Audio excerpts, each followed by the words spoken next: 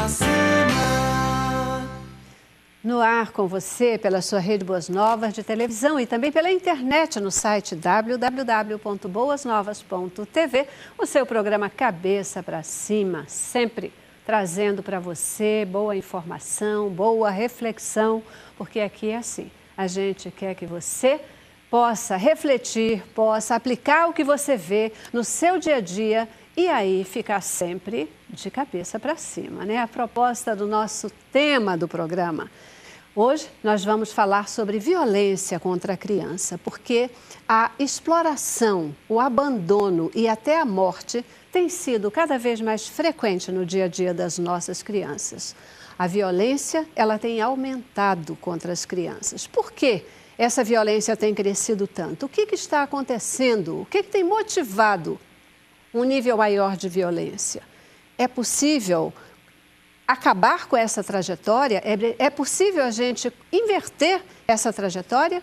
É o que nós queremos provocar para a sua reflexão hoje. Começamos com o nosso informativo e continuamos com você no nosso debate.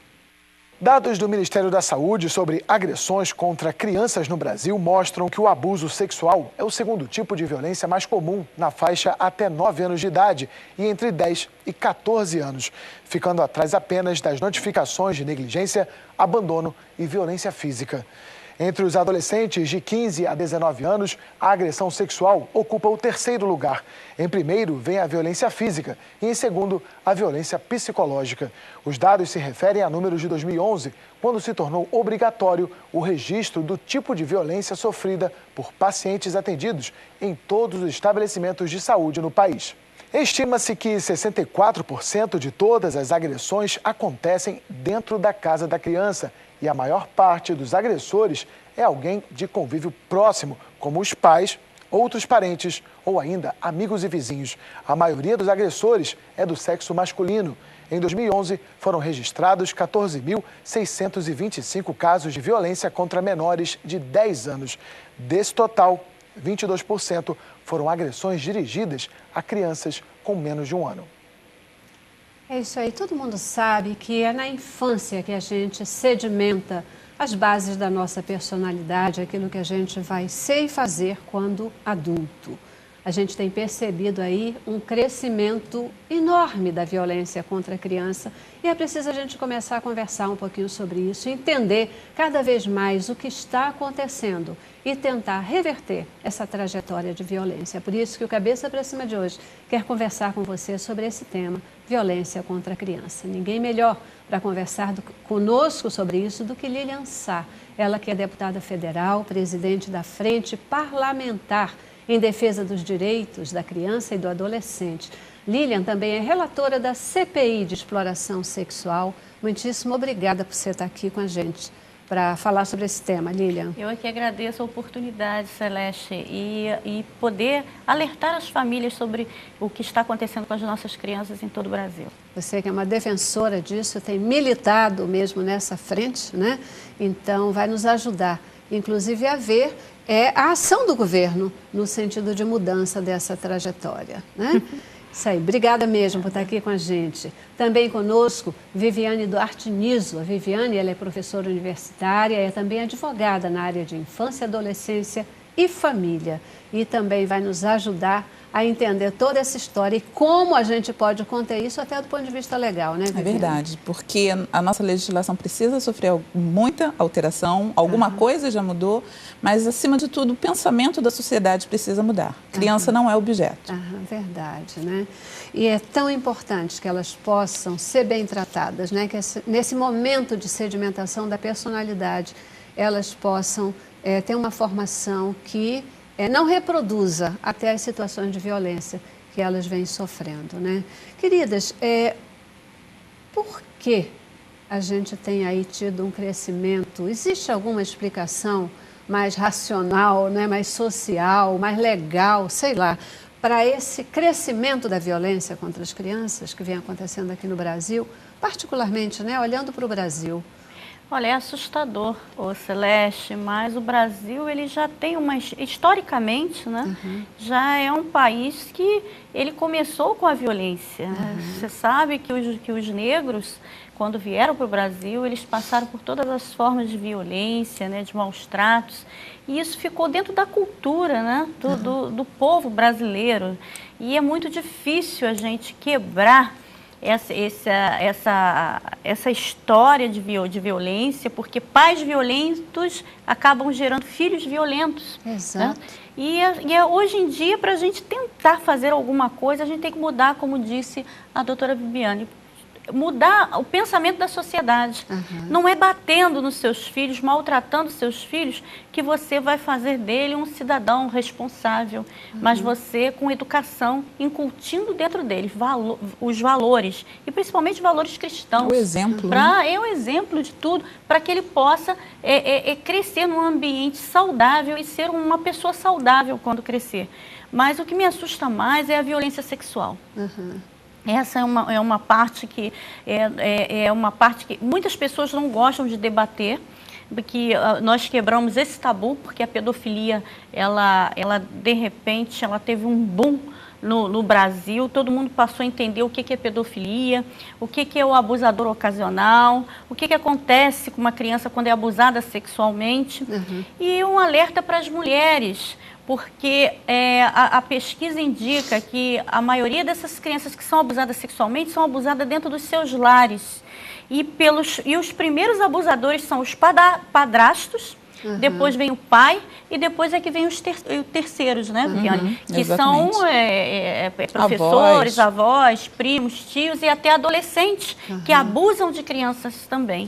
Agora, eu considero que outro dado muito importante, nós estamos num momento de muita intolerância. Verdade. A sociedade está intolerante. Eu acho que quando professores apanham em praça pública, o que a gente espera de uma sociedade como essa? Legitimado, né? Porque era apanhar de forma legitimada. Então, essa violência que está em todos os âmbitos na sociedade, no trânsito, em qualquer local, ela chegou para dentro de casa. Você não chega em casa e descansa, não. Você chega em casa e desconta a violência que você sofreu o dia inteiro no seu ente mais próximo, mais frágil, que é a criança e o idoso também, mas no nosso foco nesse momento, a criança. Recentemente no Facebook rodou um vídeo que aquilo ali, todo mundo causou uma revolta em todo mundo, um pai que batia numa criança de 2 anos, chutava, ele batia.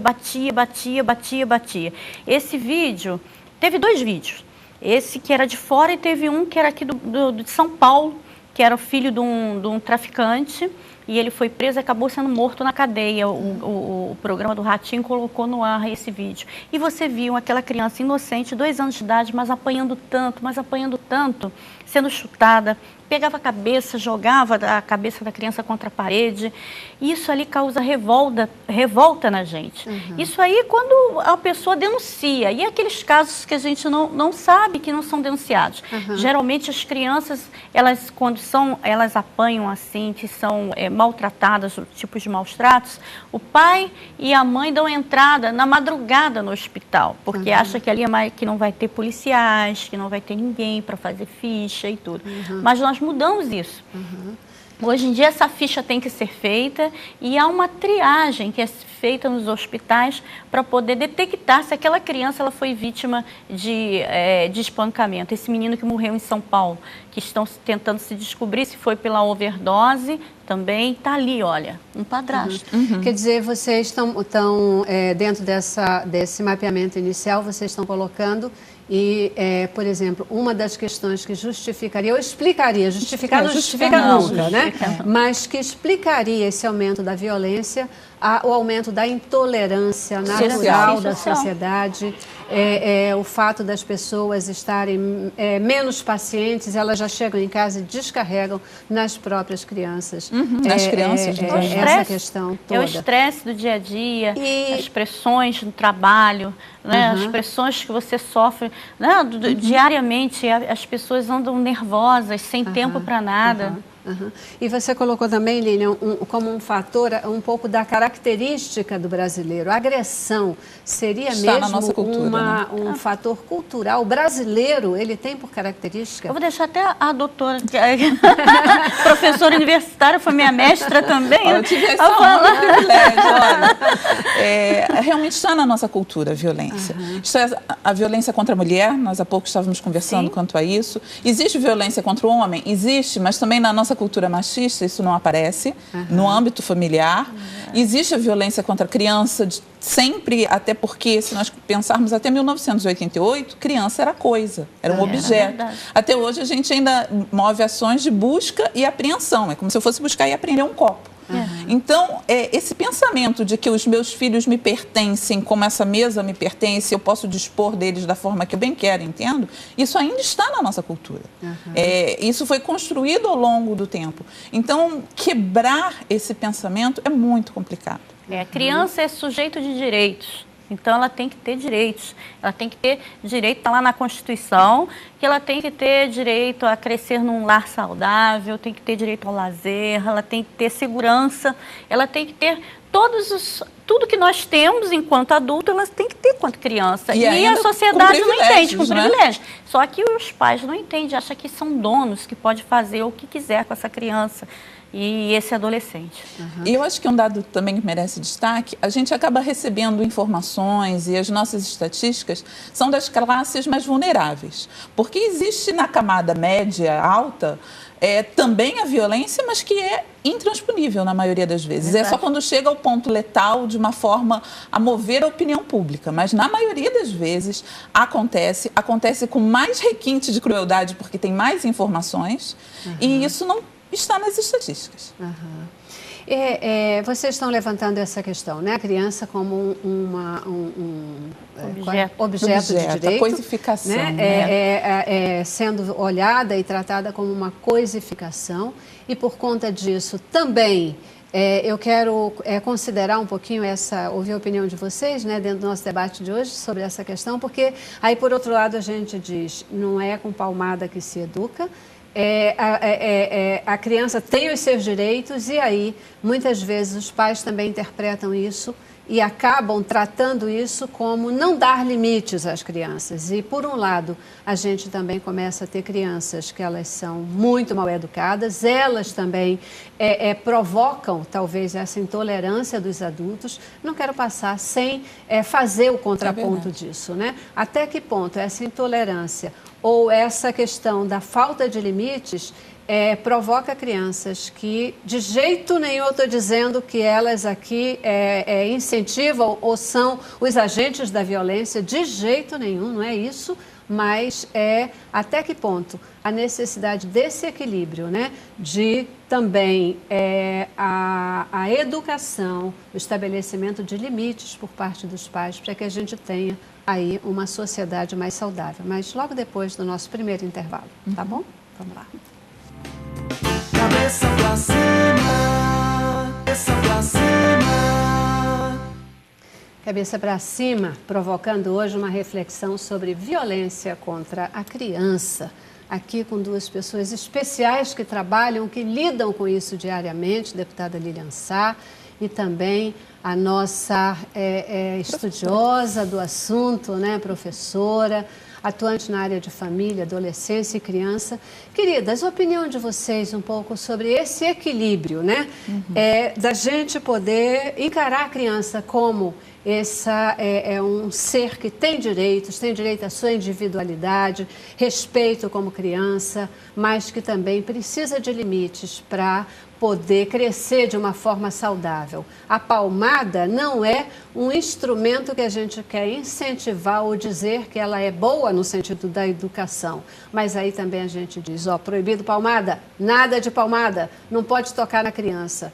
Como é que é? Visão de vocês e opinião de vocês sobre isso? Eu como fui relatora da lei da palmada, né, eu vi que não foi assim como a mídia colocou e demonizou a lei da palmada. Eu acho que até o apelido lei da palmada que já esvaziou o valor da legislação.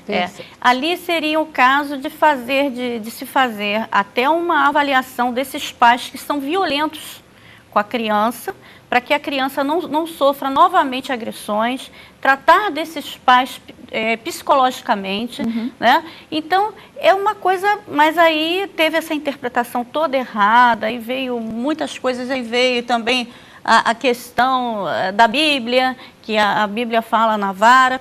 Eu acho que os pais têm que estabelecer limite para os seus filhos.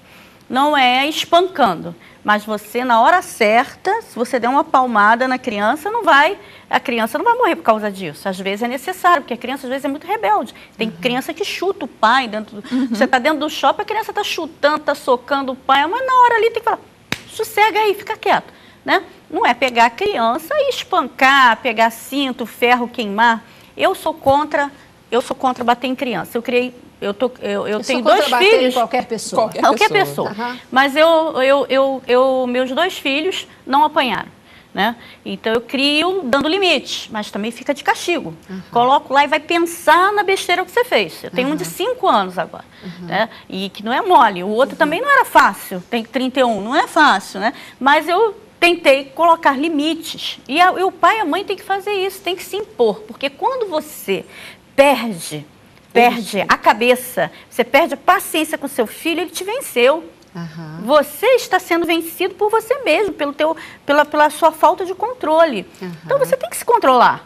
Você tem que saber não. Ah, não, né? Ô, pirralhinho, você não vai me dobrar, não. Olha aqui, é assim, vamos conversar. E colocar os limites. Tira o que ele gosta, tira o videogame, tira os jogos, tira o tablet, tira tudo, mas faça ele pensar. Geralmente, quando eu faço minhas palestras, eu pergunto para um adolescente, falo assim, vocês preferem apanhar ou ficar de castigo? Todo mundo grita assim, apanhar, apanhar. Você vê, eles mesmos já escolhem. Eles não pedem, falam assim, apanhar, a gente chora ali, passou. Agora a gente vai ficar uma semana de castigo? Do ponto de vista legal também é importante a gente lembrar que foi muito divulgada a tal da lei da palmada, que em momento nenhum diz que vai prender os pais que derem palmada nos seus filhos. A lei, na realidade, trata do tratamento desumano, desrespeitoso, cruel, degradante. Do espancamento, do degradante. Agora, existe toda uma hierarquia da lei. E o Código Civil é muito claro, faz parte do poder familiar educar, fazer com que seus filhos lhe respeitem. Então, nós temos uma sociedade de pais e mães que trabalham, é a minha realidade, e acabam terceirizando essa responsabilidade de educação para a escola. E a escola, por sua vez, também tem que tratar meu filho como um imperador. Né? Então, nós vivemos uma dicotomia. Eu quero todos os direitos, que os outros respeitem os direitos dos meus filhos, mas eu também não vou me indispor e dar limites, ou então me sinto tão culpado porque trabalho o dia inteiro, encho de presentes. Então, nós precisamos de pais e mães que se responsabilizem e que saibam o que é ser pai e mãe. Que é dever, faz parte do poder familiar, o dar limite, o dar educação. E dar educação demora. E ela tocou num ponto aqui que eu acho assim, importante. Às vezes, o pai e a mãe quer recompensar essa falta de tempo enchendo a criança de presente. Isso acaba estragando a criança também. Fica uma criança mimada, fica uma criança, né? Fica uma criança rebelde, aí chega na escola, repete aquelas... porque a criança sente falta dos pais, né? E repete aquele comportamento na escola com os professores, porque ela também, às vezes, em casa é reprimida, em casa ela é solitária. Porque tem tudo isso, né? Porque e criança gosta de ouvir não. Criança gosta de ter limite. Ela se sente segura com limite. Ela passa a saber admirar e a lidar com isso de uma forma saudável, né? Eu estou levantando mesmo essa questão para a gente falar sobre ela, porque a gente viu no nosso informativo, e todas as pesquisas têm demonstrado isso, que o primeiro lugar na lista, né, dos atos de violência contra a criança é essa violência física, né? Essa violência da pancada, essa violência do bater. A violência sexual, ela vem no segundo lugar no nosso país, mas a violência física e a violência que acontece dentro de casa, provocada normalmente pelos pais e o uso da força bruta. Né? E é importante destacar... Só para fechar o meu comentário, querida, assim, eu fico pensando mesmo assim, né, que a gente usa a força bruta quando a gente perdeu a capacidade de falar. Quando eu não sei mais, não consigo mais lidar com você. Falando, aí tem uma forma, né? A gente senta a mão. E isso tem trazido... e não resolve efetivamente a situação, né? E é importante lembrar que a estatística de violência física não é palmada. É ferro quente atirado, é panela de pressão, é atirar contra a parede, como falou a Lilian, é tortura. tortura. Tortura, sim. Deixar sequelas para uma vida toda, se é que a vida dessa criança tem continuidade, que muitas terminam em óbito. Agora tem um fato importantíssimo, as crianças estão ficando antenadas, a internet está fazendo com que elas façam pesquisas, elas hoje em dia sabem o que é um conselho tutelar, ela sabe que ela não pode ser espancada. Vê esse menino que fez essa denúncia agora em Rio das Pedras, Jacarepaguá. Os pais estão presos. E aí aparece o pai dizendo que quer a guarda da criança, né? E por que não viu antes que essa criança estava passando por isso, deixou a coisa chegar até onde chegou. Então, tem que se chamar a responsabilidade, tanto o pai quanto a mãe. Se são separados, não pode deixar a criança sem saber o dia a dia daquela criança. Está separado, isso não quer dizer que você está isento da sua responsabilidade como pai ou como mãe. O poder familiar não cessa com a separação Claro dos que pais. não. Você tem que saber. Então, isso é muito... Às vezes o cara fez o filho, separou da mulher, não quer nem saber como é que aquela criança está sendo criada. Aí chega um outro que quer fazer o papel de pai, a criança às vezes não aceita. Esse caso, só para o nosso telespectador entender, esse caso aqui, embora seja um caso que esteja aí amplamente divulgado na imprensa, né?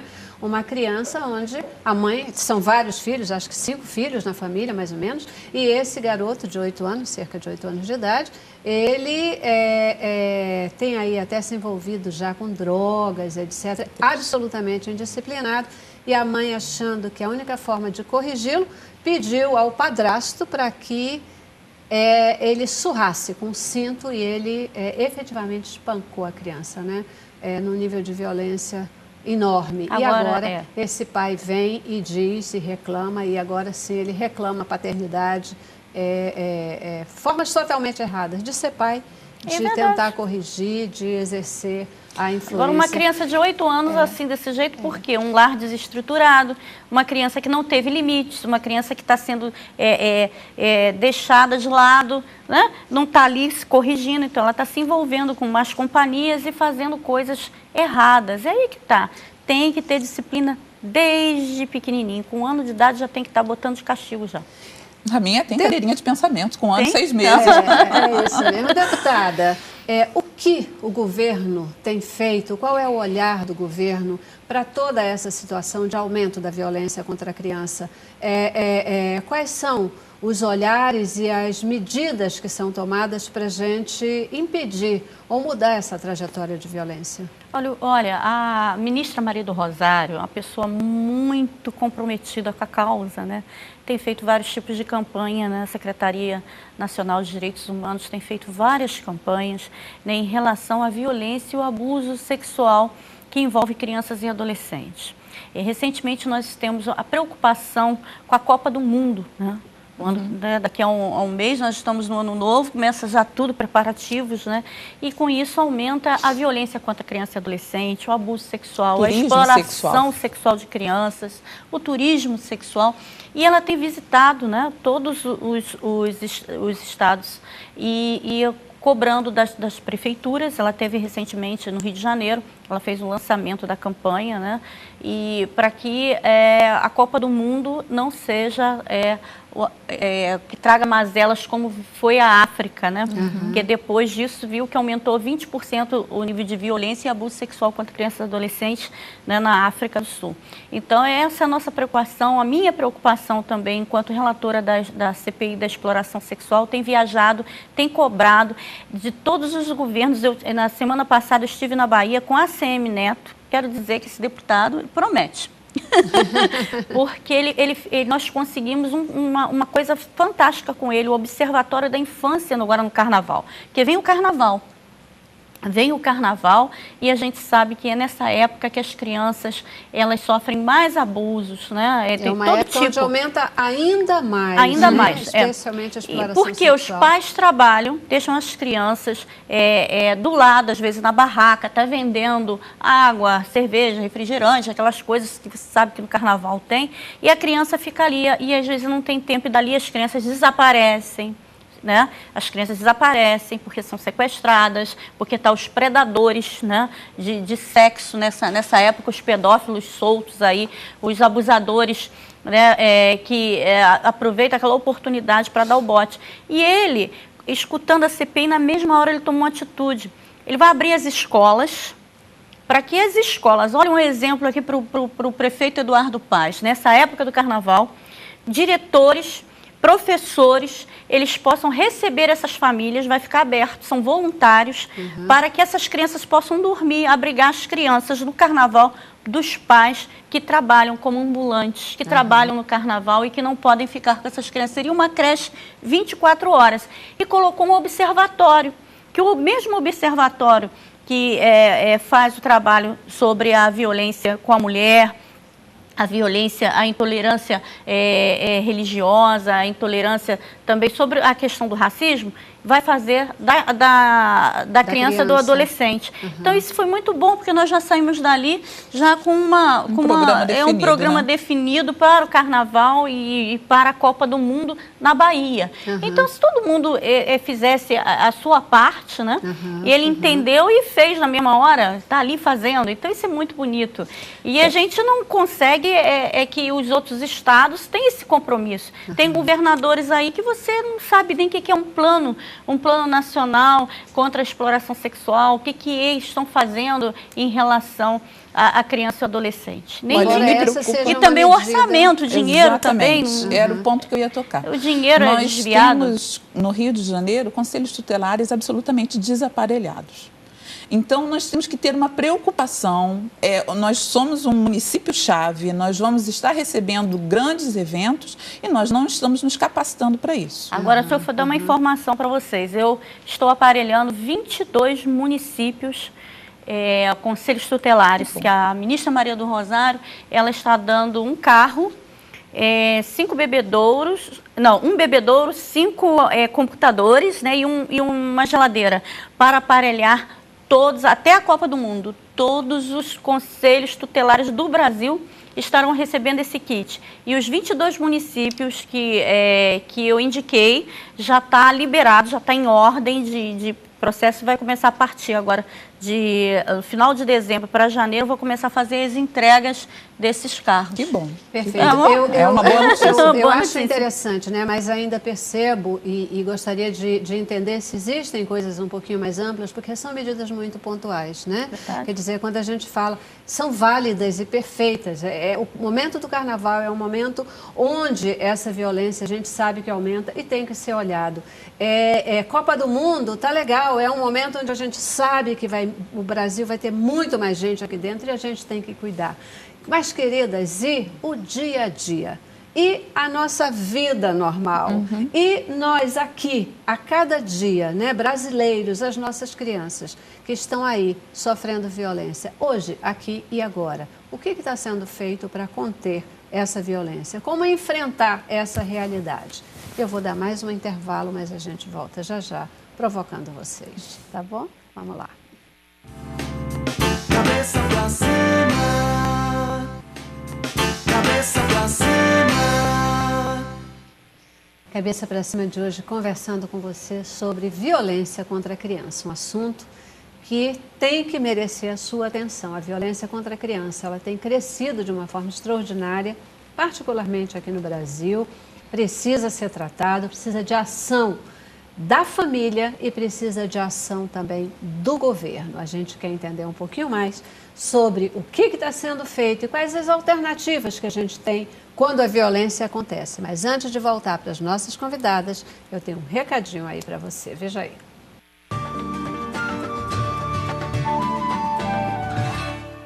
Há quanto tempo você sonha em ter seu próprio negócio? Que tal uma atividade que garanta excelentes ganhos e a oportunidade de mudar de vida? A Rinodê é uma empresa brasileira de cosméticos e bem-estar que atua há mais de 20 anos no mercado com alta tecnologia e qualidade em mais de 300 produtos, com lucro de 100% em todas as vendas. Acesse www.rinodê.com.br e cadastre-se hoje mesmo com o ID 110307 e torne-se um consultor. Rinodê, 20 anos fazendo sua vida melhor. pedofilia. Pois é, gente, é um assunto super sério, né? Um assunto super sério. A gente tem visto aí nos últimos dias tantas notícias, né, de violência. A gente teve aí essa questão da morte brutal do menino Joaquim lá em São Paulo, que chocou a sociedade como um todo. Queridas, o que é preciso ser feito para mudar essa trajetória? Políticas públicas voltadas para criança e adolescente. Sabe, trabalhar com a prevenção, trabalhar com a família. Eu penso aqui, vamos falar aqui no Rio de Janeiro, por exemplo, tem a Clínica da Família.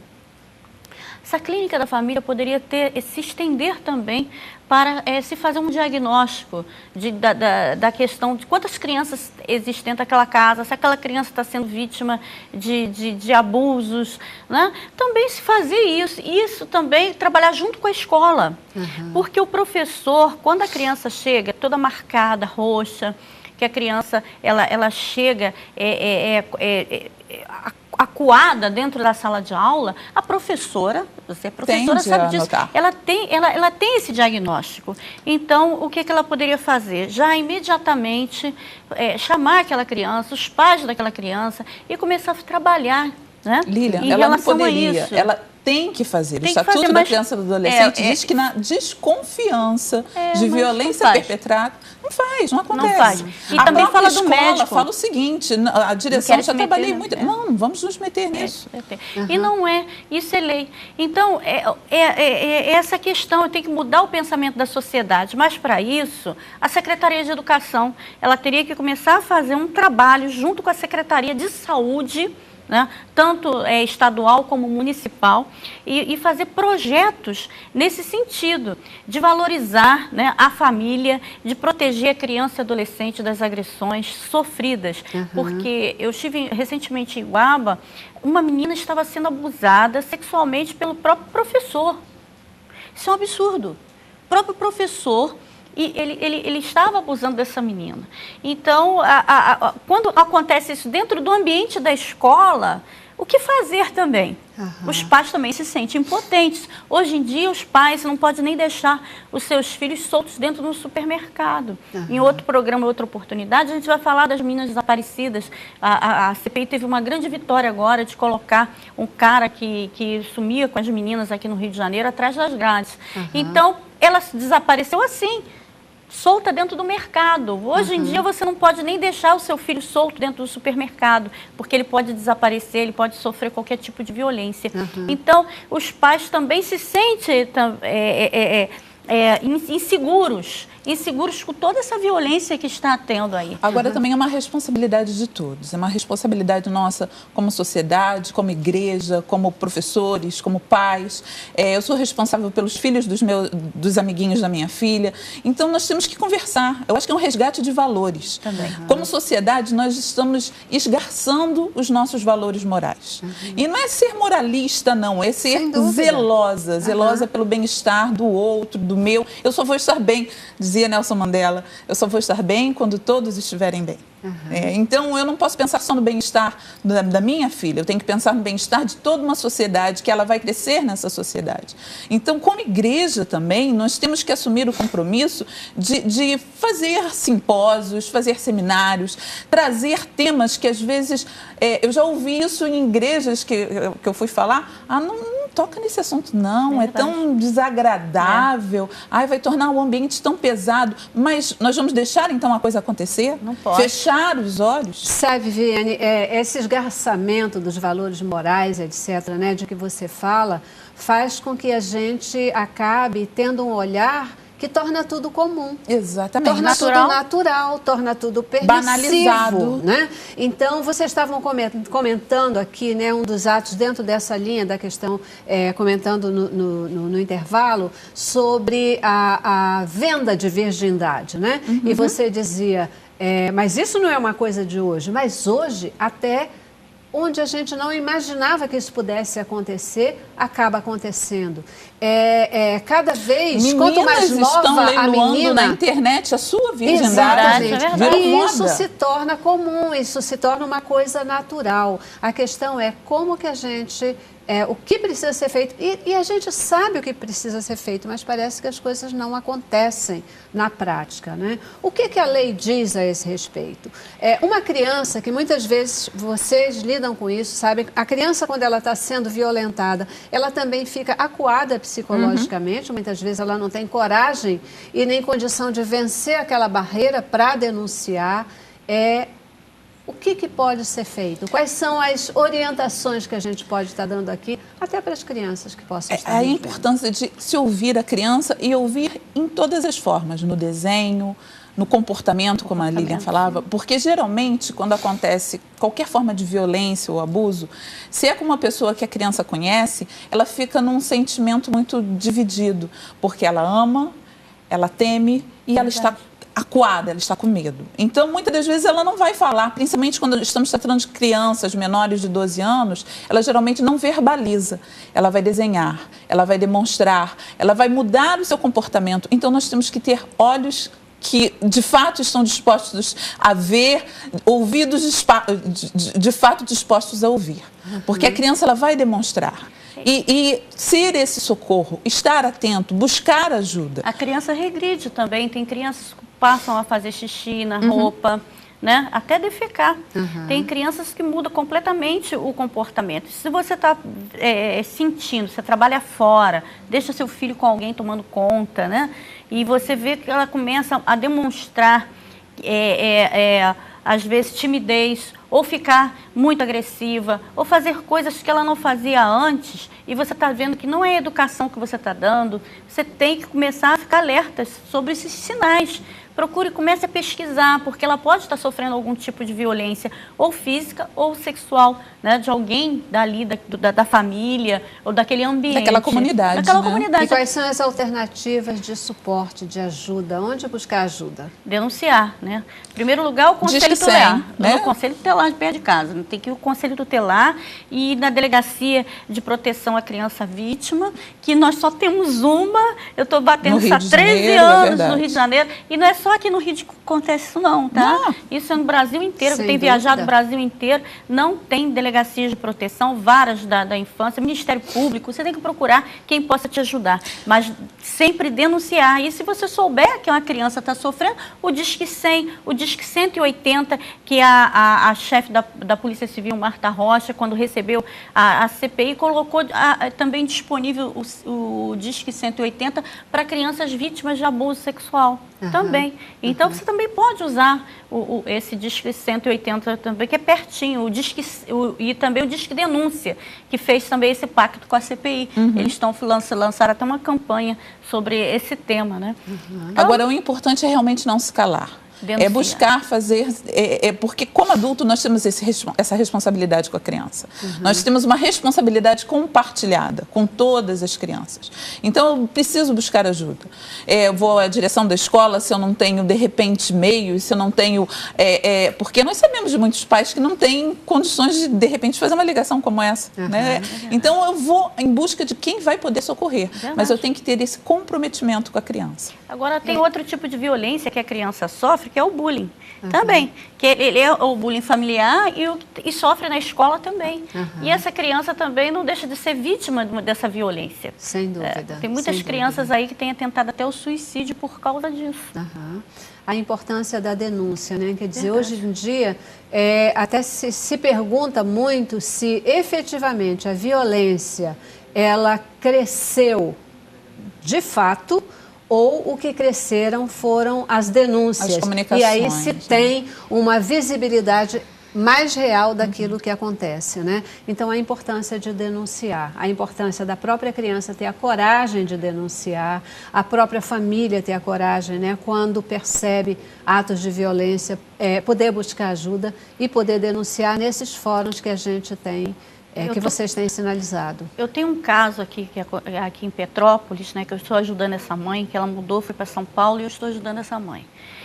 A filha dela estava sofrendo abuso sexual dentro da van que ia levá-la para a escola e buscá-la. E aí, ela foi na escola, denunciou, não fizeram nada. não fizeram nada. Quando a filha falou, não fizeram nada. E ela está tentando, de todas as maneiras, colocar esse indivíduo na cadeia. Mudou até, porque ela ficou com medo, teve que sair desse estado para ir para outro estado. Olha só como é que é a coisa. Com medo de sofrer algum tipo de violência em relação a essa pessoa, porque ela denunciou. Também tem isso. Às vezes, a pessoa não quer denunciar porque tem medo, porque não tem uma proteção. Então, às vezes, a criança continua sendo revitimizada por causa desse medo que os pais têm também de denunciar.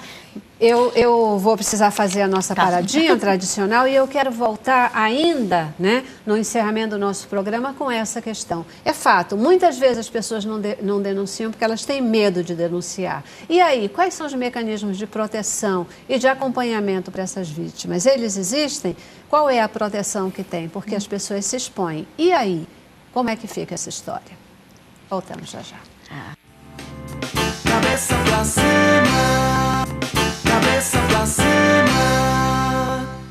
Pois é, então nesse final de debate eu queria deixar aqui, né, que vocês colocassem para o nosso telespectador, para dar confiança para a mulher, para a criança de um modo geral, para o adulto, que ele toma ciência de atos de violência, ou para a criança que sofre a violência. Qual o mecanismo de proteção?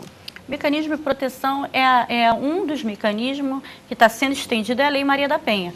Porque se esse abusador, se esse agressor está dentro de casa, através da Lei Maria da Penha, a mulher vai poder afastá-lo de dentro do lar, né?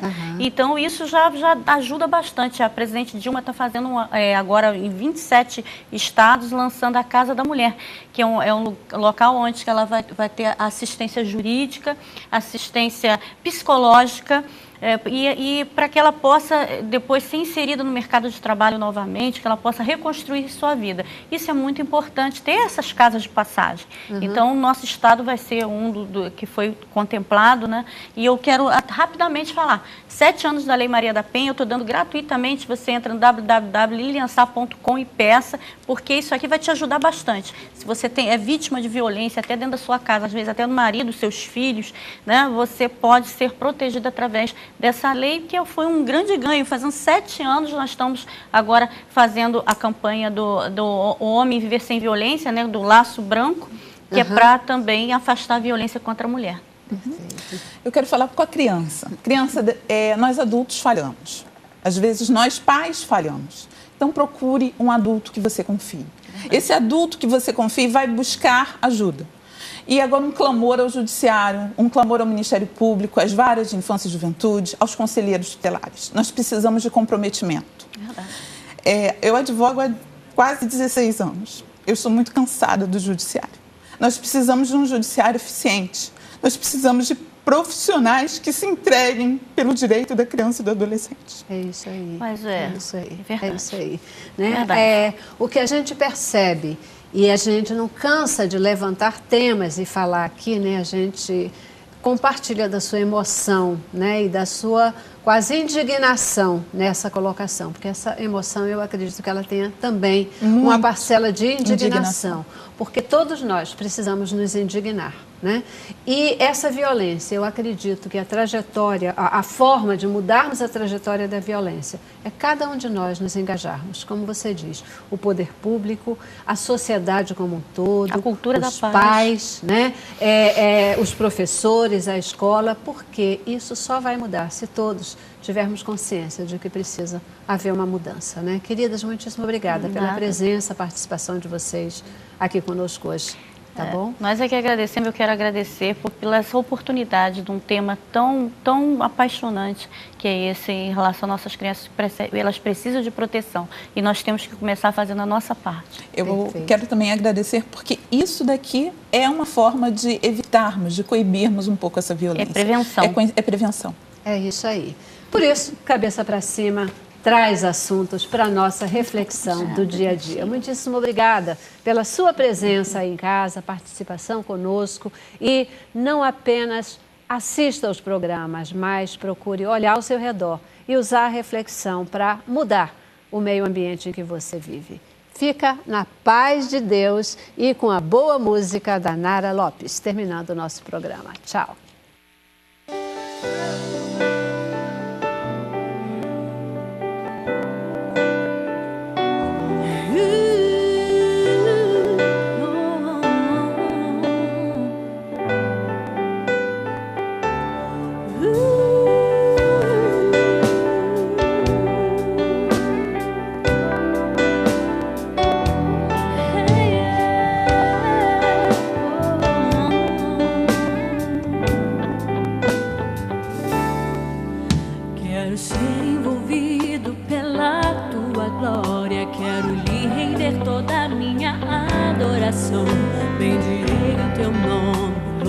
darei só a ti de todo o meu coração. Pois só tu és digno de receber graças, majestade e poder.